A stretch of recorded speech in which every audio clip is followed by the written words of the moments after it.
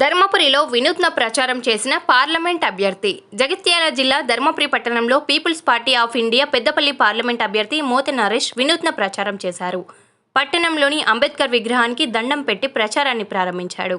మెడలో మద్యం సీసాల దండ వేసుకుని కరెన్సీ జిరాక్స్ నోట్లు అంటించుకొని అయ్యా నీ బాంచన్ కాళ్ళు మొక్కుతా, డబ్బుకు మద్యానికి ఓటు వేయకండి అంటూ ఓటర్ల కాళ్ళు మొక్కుతూ ప్రచారం చేశాడు.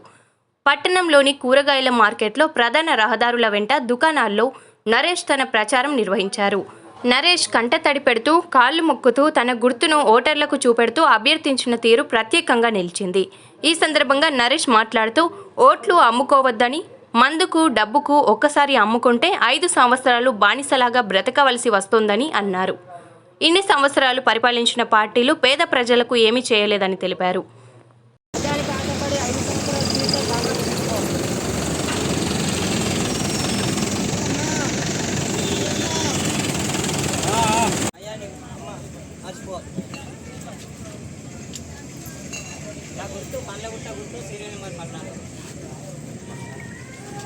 బాపు నమస్తే, నా పేరు మోతే నరేష్. నేను పెద్దపల్లి ఎంపీగా పోటీ చేస్తున్నా.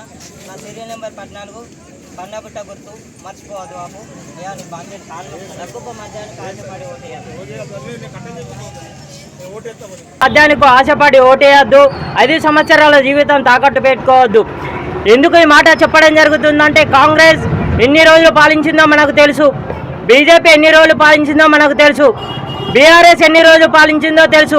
ఇక్కడ ఉన్నటువంటి నాయకులు మన పిల్లల కోసం కానీ, మన ప్రజల కోసం కానీ, మన ప్రాంత అభివృద్ధి కోసం కానీ ఎవరు కూడా ఆలోచించలేదు. ఒక్కటి వారిని ఈ ఎంపీ ఎలక్షన్లో బుద్ధి చెప్పాలని ఈ సందర్భంగా నేను తెలియజేస్తా ఉన్నాను.